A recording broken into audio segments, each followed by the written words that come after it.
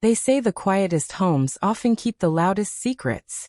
But that night, when the rain drummed on the roof like impatient fingers tapping at truth's door, I learned that even silence can scream. I remember the way the storm began. It wasn't violent, not at first. It was gentle, like the sky whispering a warning before the chaos came. And there I was, standing in the grand foyer of the Carver's mansion, the scent of polish and roses thick in the air, holding a bucket and mop, completely unaware that before dawn, my life would split into before and after. My name is Elena Hartwell. I was 38, divorced, tired, and desperate. Not for money exactly, but for purpose. After my marriage ended, everything that once defined me, home, family, even laughter, had vanished like smoke. So when a cleaning agency offered me a permanent position at the Grand Carver estate on Willow Heights, I thought maybe fate had given me a small mercy. It wasn't just a job. It was a new beginning. From the outside, the Carver home looked like perfection carved into stone. White marble steps that gleamed even in the rain. Golden handles that glistened like sunbeams caught in metal. Inside, every hallway smelled faintly of roses and something else.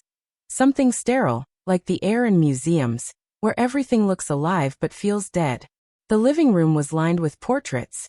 Family photos frozen in the kind of smiles people wear for the camera, not for each other.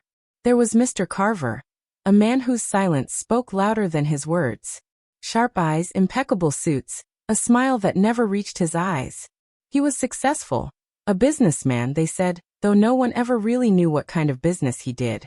And then there was Mrs. Carver, delicate, graceful, and sad in the way people are when they've loved too deeply and lost too much. And finally, Noah, their 21-year-old son, polite, withdrawn, and almost invisible, like someone who'd learned that staying quiet was safer than being noticed.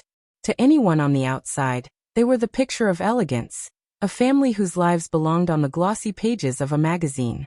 But from the moment I stepped into that mansion, I felt it. That subtle chill behind perfection. Like beauty was being used as camouflage. My days were simple at first. I'd polish their silver, sweep the grand staircase, and make sure every vase of roses was perfectly arranged. Mrs. Carver loved roses. She said they reminded her of her mother's garden. Sometimes, when she wasn't looking, I'd catch her tracing the petals with her fingers like she was remembering something fragile. Mr. Carver, on the other hand, was the kind of man who liked things just so. He'd walk into a room and notice the smallest things, a crooked frame, a speck of dust, a pillow turned slightly wrong. His perfectionism wasn't cruelty exactly, but it carried weight. The kind that made you want to shrink when he passed by. And Noah, sweet, quiet Noah, was barely there. He spent most of his time at college, coming home only on weekends. When he did, he'd stay in his room or sit at the piano in the study, playing soft, melancholy tunes that floated through the house like ghosts that hadn't yet found peace. The first few weeks, I told myself it wasn't my place to notice the tension that hummed beneath the silence. A housekeeper's duty ends at the edge of the truth, right? That's what I believed, until the night the storm came. It was a Thursday evening, one of those nights when thunder feels like a living thing chasing something it can't catch. The Carvers had gone out, some charity dinner, I think, and I stayed behind to finish the laundry and lock up. The rain had been steady all day, but by nightfall it had turned wild, slapping against the windows, rolling like distant growls across the sky. I remember humming softly to keep the silence from swallowing me. That's when I heard it. At first I thought it was just the wind howling through the vents. But then it came again, faint, shaky, a cry. It was so soft it could have been a dream. But dreams don't whisper words.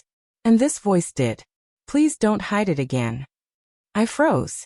The sound was coming from below me, from the basement, the one room I'd been told never to enter. Mrs. Carver's words echoed in my mind the day she'd hired me. There's nothing down there worth cleaning, Elena. Just storage. But now that storage was whispering. My heart pounded. I told myself to walk away, to pretend I hadn't heard anything. But curiosity is a strange thing. It doesn't ask for permission. It just pulls you forward. The basement door groaned when I pushed it open, like it hadn't been moved in years. The air that drifted up was cold, colder than it should have been, and heavy with the smell of damp wood and something else, something metallic, like rust or old sorrow. I gripped the flashlight from the shelf and stepped down, one creaking stair at a time. The beam of light flickered across shelves stacked with boxes, old furniture covered in white sheets, and shadows that seemed to breathe. The voice was gone now, but I could still feel it, like someone had just spoken in the next room. And then, my light stopped on something strange. A trunk, large, wooden, and locked. It was half covered with a faded blanket, but it wasn't still. It was shaking. Just slightly, like something alive was trapped inside. I whispered, more to myself than anyone. "Ah, it's huge. Let me take care of it." The words came out trembling, more instinct than courage. When I finally lifted the blanket, my breath caught. It wasn't a creature. It was a portrait. A massive painting of a woman. Young, beautiful, and eerily familiar. She looked exactly like Mrs. Carver, only younger, and happier. But across the painting, smeared in thick black strokes, was one haunting word. The word bled down her face like tears. I didn't sleep that night. I couldn't. Every creak in the house sounded like footsteps. Every gust of wind felt like a breath on my neck. When morning came, the mansion was bathed in calm again, as if the storm, and what I'd seen, had never happened.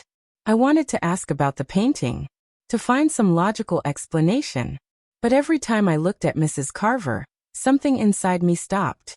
She moved through the house that morning like a ghost who'd been polished to look alive. Days passed. Nothing changed, on the surface at least.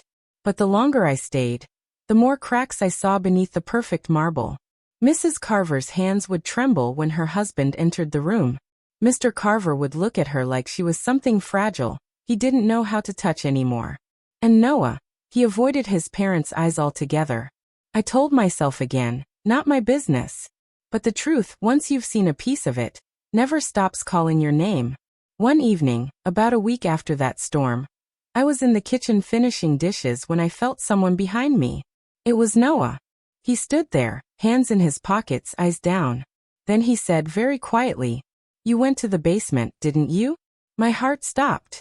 I didn't answer right away. But I didn't need to, my silence said everything. He sighed. Not angry, not even surprised, just tired. "You weren't supposed to see that," he said. "But maybe it's time someone did." He looked older in that moment, older than 21. Like he'd been carrying a weight too heavy for his years. And as he led me back toward the basement, my hands trembled. Not because of fear this time, but because I sensed that behind that locked door wasn't just their secret. It was something I was meant to find. Sometimes the truths we uncover in others' lives become mirrors for our own. Because in the end, forgiveness isn't found, it's chosen.